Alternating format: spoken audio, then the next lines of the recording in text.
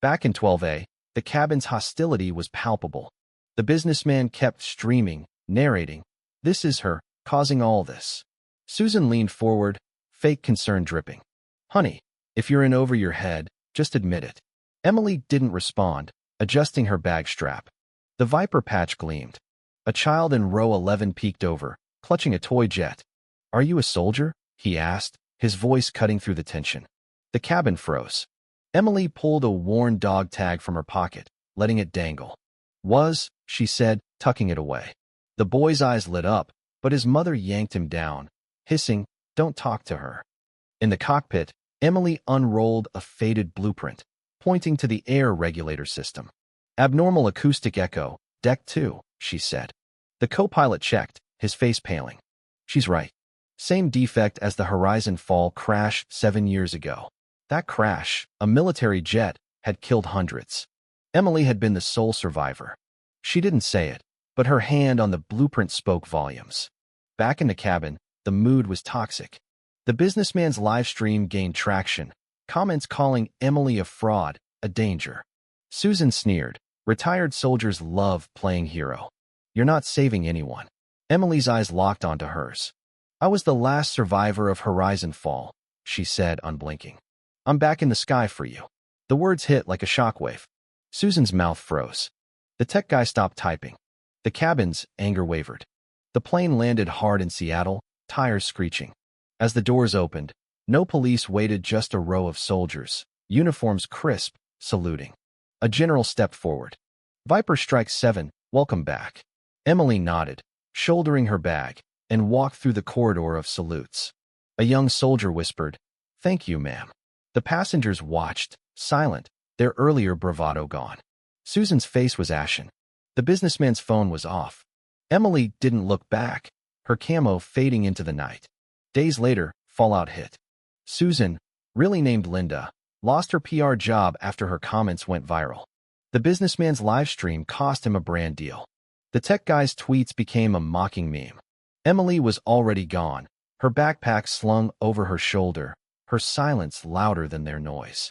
A week later, a letter from the general arrived at her old family estate, thanking her for saving 183 lives. She folded it beside her dog tag, never speaking of it. Seat 12A sat empty, its cushions still marked by her bag.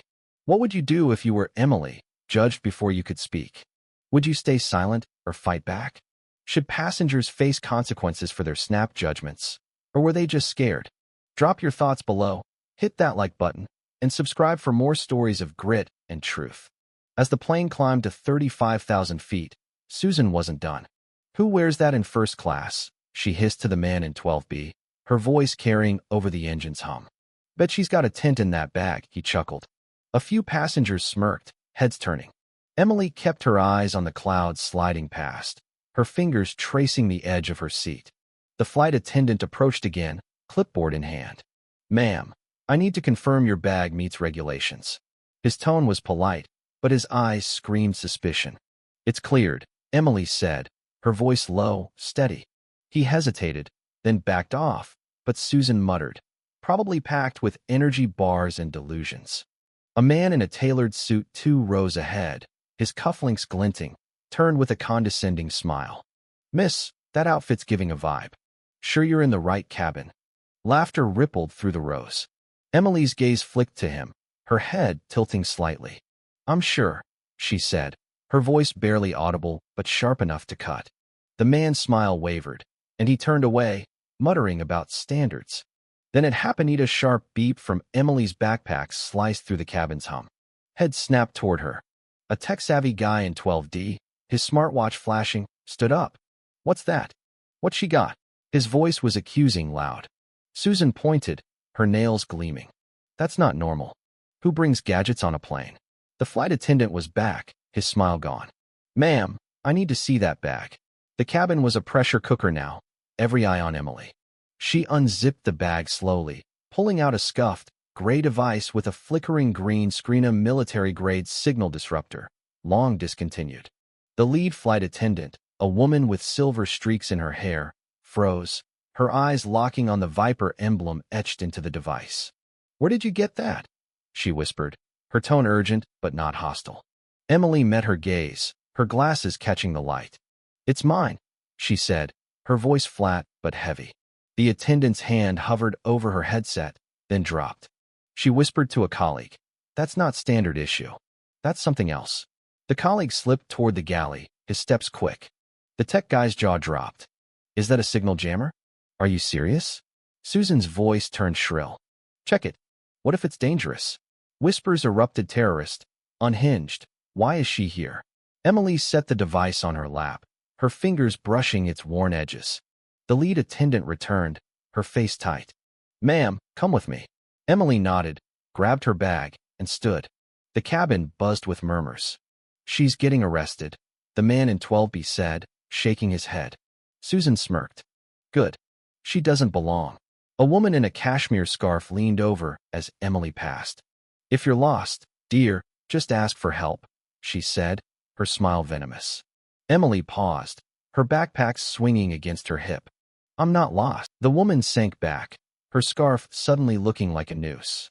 In the galley, the lead attendant didn't mince words. "That's a combat engineer device. How do you have it?" Emily adjusted her glasses, slow, deliberate. "It's mine," she repeated. The attendant's eyes widened but didn't press. She spoke into her headset. "Captain, we've got a situation. Combat tech on board." The response was calm but firm. "Bring her up." Emily followed to the cockpit, the cabin's hisses trailing her. "She's going to ruin this flight," someone muttered. A man in a polo shirt stood, blocking the aisle, his Rolex gleaming. "Hold it, lady. You don't waltz into the cockpit looking like a war reject." Passengers nodded, their murmurs growing bolder. Emily stopped, her eyes locking onto his. "Step aside," she said, her voice low, humming with finality. The man shuffled back, muttering.